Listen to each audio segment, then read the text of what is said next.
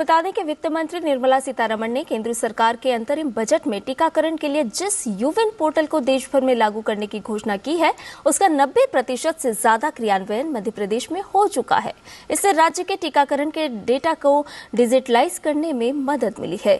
1 साल पहले यूविन पोर्टल को देश के कुछ चुनिंदा जिलों में पायलट प्रोजेक्ट के तहत लागू किया गया था, जिसमें भोपाल भी था। इस पोर्टल की क्या है खासियत और कैसे इससे टीकाकरण के डेटा को डिजिटलाइज करने में कारगर साबित हो रहा है? डीडी न्यूज संवाददाता आदित्य श्रीवास्तव के मध्य प्रदेश की राजधानी भोपाल के टीकाकरण केंद्र से ये रिपोर्ट देखिए।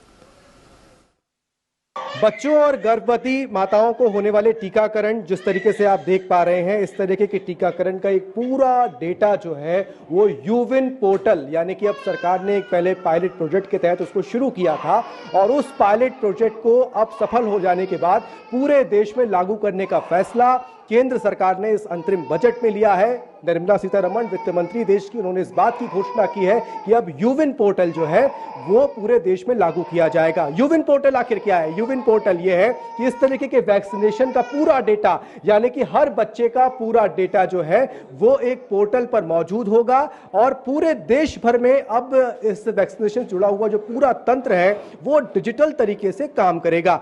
सोनाली जी हमारे साथ मौजूद हैं। सोनाली जी, यहाँ यूविन पोर्टल जो है उस पर एंट्री करती हैं, क्या इसके फायदे हैं और अब सरकार ने तो उसको देश भर में लागू करने का फैसला किया? सर, इसका फायदा ये है कि जैसे कोरोना का सर्टिफिकेट बनता था, ऐसे यूविन ऐप से एक बच्चे की आईडी जनरेट हो जाती है। उसमें पता रहता है कि बच्चे ने कितने डोज लगाए और वो कब कब लगाया, तो वो पूरा यूविन ऐप से जनरेट किया जाता है। इससे फ्यूचर में कभी बच्चे को अगर पता करना है कि हमने 1.5 महीने का कब लगाया, 2.5 महीने का कब लगाया, तो वो उस आईडी से यूविन ऐप में अपना लॉगिन करके पता कर सकते हैं। तो ये कोरोना के सर्टिफिकेट जैसा रहेगा सर। तो कितना महत्वपूर्ण है ये यूविन पोर्टल और सरकार का फैसला किस तरीके से इसको देखें? डॉक्टर संतोष शुक्ला जी मेरे साथ मौजूद हैं, राज्य टीकाकरण अधिकारी हैं मध्य प्रदेश के, और तमाम जो टीकाकरण पिछले कई वर्षों से इस देश में चल रहे हैं उसको मध्य प्रदेश में लीड करते आ रहे हैं।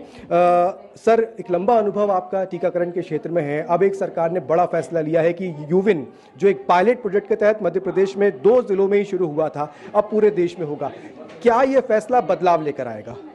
नहीं, बहुत आशातीत बदलाव लाएगा। जैसे कि कोविन पोर्टल जैसे ही स्टार्ट हुआ था तो लोगों को हौवा लग रहा था, मगर जब टेक्नोलॉजी से जुड़ के हमारे कम से कम यूथ विंग जुड़े और ऑनलाइन घर बैठे ही अपना रजिस्ट्रेशन करने लगे थे, तो हमारे जो प्रेशर था टीकाकरण सत्रों पे वो भी ख़त्म हुआ था और साथ में हमारे जो टीकाकर्मी हैं उनको बहुत आसान हो जाता है अगर जब ऑर्गेनाइज तरीके से टीकाकरण सत्र आयोजित होता है।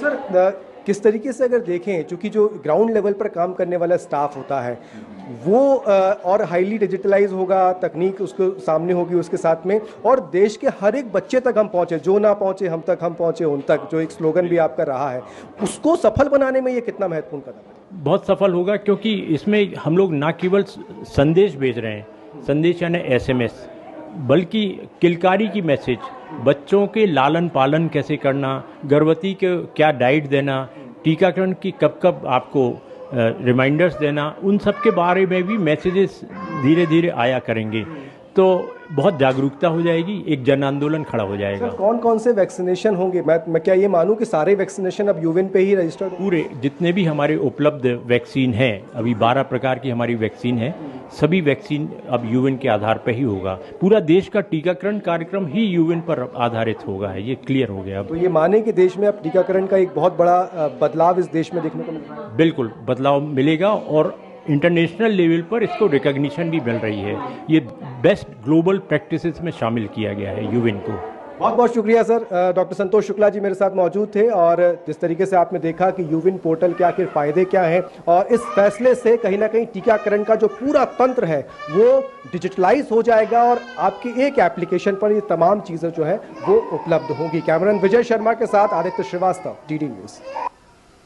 और इसके साथ ही बुलेटिन में फिलहाल वक्त तो चला एक छोटे से ब्रेक का, जल्द हाजिर होंगे।